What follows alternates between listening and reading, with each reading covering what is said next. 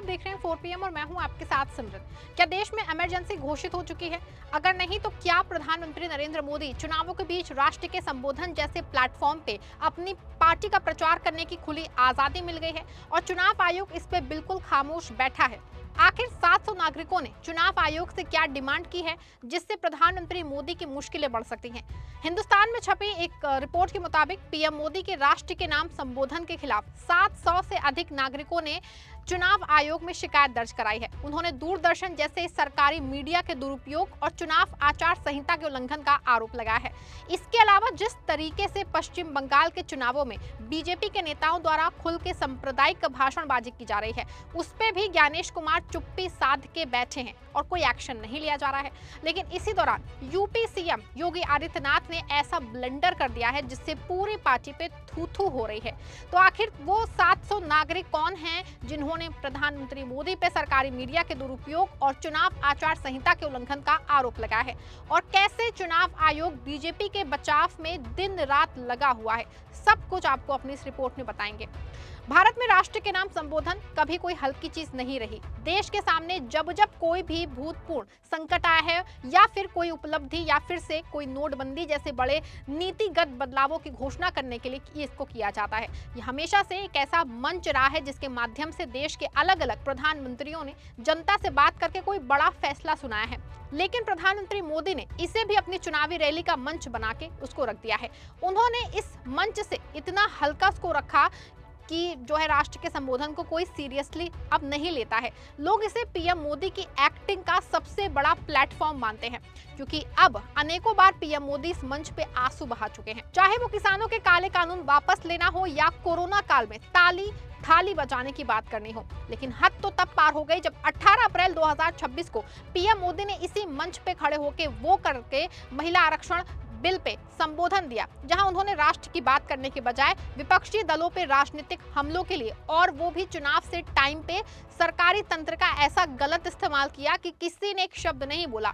चुनाव आयोग जो है गहरी नींद में था या फिर विपक्षी पार्टियां के वोट काटने में लगा था, किसी को नहीं पता। लेकिन दोस्तों अब लगता है कि देश के कुछ जागरूक नागरिक जागे हैं, उन्होंने इसके खिलाफ अपनी आवाज बुलंद की है। दोस्तों आज सत्ता की आंखों में आंखें डाल के पत्रकारिता करना मुश्किल हो गया है। हमारे 4 पीएम नेशनल यूट्यूब और फेसबुक चैनल को, जिसे आपका प्यार और विश्वास हमेशा से मिलता रहा है, उसे बंद करके सरकार ने ये साबित कर दिया है कि वो आपके सवालों से कितना डरती है। मुश्किल दौर है, लेकिन हम ना रुके थे और ना ही रुकेंगे। हम सच के लिए हमेशा लड़ते रहेंगे। ऐसे में 4 पीएम यूपी को ज्यादा से ज्यादा ज्वाइन करें और स्वतंत्र पत्रकारिता को जिंदा रखने के लिए जितना हो सके उतना हमारा आर्थिक सहयोग करें। आपके सहयोग से ये जंग हम जीत के रहेंगे। तकरीबन 714 नेताओं, सामाजिक कार्यकर्ताओं, पूर्व नौकरशाहों ने चुनाव आयोग से इसको लेकर शिकायत की है, उनकी जांच की मांग की है। शिकायतकर्ताओं का कहना है कि प्रधानमंत्री मोदी ने अपने संबोधन में विपक्षी दलों पे 33% महिला आरक्षण को लेकर हमला बोला है, जो कि चुनावी माहौल में पक्षपातपूर्ण प्रचार की श्रेणी में आता है। उनका आरोप है कि सरकारी तंत्र और सार्वजनिक संसाधनों का इस्तेमाल चुनावी लाभ के लिए किया गया है, जिससे निष्पक्ष चुनाव की मूल भावना प्रभावित होती है। शिकायतकर्ताओं का कहना है कि पीएम मोदी का भाषण दूरदर्शन, संसद टीवी और ऑल इंडिया रेडियो जैसे सरकारी माध्यमों पर प्रसारित किया गया। चुनाव के समय इसका इस्तेमाल एक तरह से चुनावी और पक्षपातपूर्ण प्रचार है। सरकारी पैसे से चलने वाले मीडिया का इस तरह से इस्तेमाल करने पे सत्ताधारी पार्टी को एक तरफा फायदा मिलता है। ये स्वतंत्र और निष्पक्ष चुनाव के मूल सिद्धांत के खिलाफ है। याचिका में कहा गया है कि अगर ये संबोधन चुनाव आयोग के पहले से ली गई अनुमति के बिना प्रसारित किया गया है तो यह आचार संहिता का गंभीर उल्लंघन है। अब देखिए, इस वक्त असम, केरल, तमिलनाडु, पश्चिम बंगाल और पुडुचेरी जैसे राज्यों में विधानसभा चुनाव चल रहे हैं और वहां चुनाव आचार संहिता लागू है। इसके वोटों की गिनती जो है 4 मई को होनी है। आचार संहिता का कड़ा नियम है कि कोई भी मंत्री अपने सरकारी कामकाज को चुनाव प्रचार के साथ नहीं जोड़ सकता। चुनाव में राजनीतिक फायदे के लिए सरकारी संसाधनों और मशीनरी का इस्तेमाल करने पे पूरी तरह रोक होती है।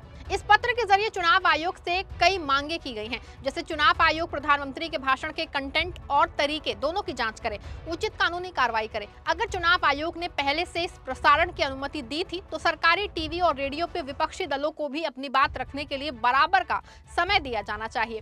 अगर ये पाया जाता है कि भाषण ने नियमों के तोड़ा है तो इसे सभी सरकारी प्लेटफॉर्म से तुरंत ही हटा दिया जाना चाहिए। इस पत्र पर हस्ताक्षर करने वालों में समाज के कई जाने माने लोग शामिल हैं, जैसे दिल्ली के पूर्व उपराज्यपाल नजीब जंग, सामाजिक और राजनीतिक कार्यकर्ता योगेंद्र यादव, प्रसिद्ध अर्थशास्त्री जयति घोष, जाने माने संगीतकार और लेखक टीएम कृष्णा, पूर्व केंद्रीय सचिव ईएएस शर्मा जैसे लोग शामिल हैं। इनका कहना है कि चुनाव आयोग को चुनाव की पवित्रता बनाए रखने के लिए अपनी संवैधानिक जिम्मेदारी निभानी चाहिए और तुरंत कदम उठाने चाहिए। अब देखिए, 18 अप्रैल को दिए राष्ट्र के नाम अपने संबोधन की शुरुआत में ही पीएम मोदी ने भावुक होते हुए कहा था कि देश की करोड़ों महिलाओं की नजर संसद पे थी। मुझे भी देख के दुख हुआ कि नारी शक्ति का ये प्रस्ताव जब गिरा तो कांग्रेस, सपा, टीएमसी, डीएमके जैसे परिवारवादी पार्टियां खुशियां मना रही थी। ऐसे लोगों को इस देश की महिलाएं कभी माफ नहीं करेंगी। अब देखिए, करीब 30 मिनट के संबोधन में पीएम मोदी ने कई बार कांग्रेस, टीएमसी, डीएमके समेत तमाम विपक्षी दलों का जिक्र किया। उन्होंने कहा कि कांग्रेस, डीएमके, टीएमसी और समाजवादी पार्टी जैसी पार्टियों की स्वार्थी राजनीति का नुकसान देश की नारी शक्ति को उठाना पड़ा है। लेकिन दोस्तों, कांग्रेस पार्टी ने पीएम मोदी के राष्ट्र के नाम संबोधन की आलोचना की। कांग्रेस अध्यक्ष मल्लिकार्जुन खड़गे ने कहा कि पीएम नरेंद्र मोदी ने राष्ट्र के नाम संबोधन का राजनीतिक इस्तेमाल किया है। उन्होंने कहा कि मोदी जी ने कांग्रेस का 59 बार जिक्र किया और महिलाओं का केवल कुछ ही बार। इससे देश को उनकी प्राथमिकताओं के बारे में सब कुछ पता चल जाता है। वहीं कई राजनीतिक विश्लेषक इस बात पे हैरानी जता रहे थे कि पीएम मोदी ने जिस तरह से राष्ट्र के नाम संबोधन के जरिए विपक्षी दलों को घेरने की कोशिश की है, वैसे आज तक कभी किसी प्रधानमंत्री ने नहीं की। एक्सपर्ट्स का मानना था कि जिस तरह से पीएम मोदी ने अपने संबोधन में कांग्रेस के साथ साथ टीएमसी और डीएमके को निशाने पे लिया, उसके जरिए उनकी नजर इन दोनों राज्यों में होने वाले चुनावों में महिला वोटर्स को साधने की है।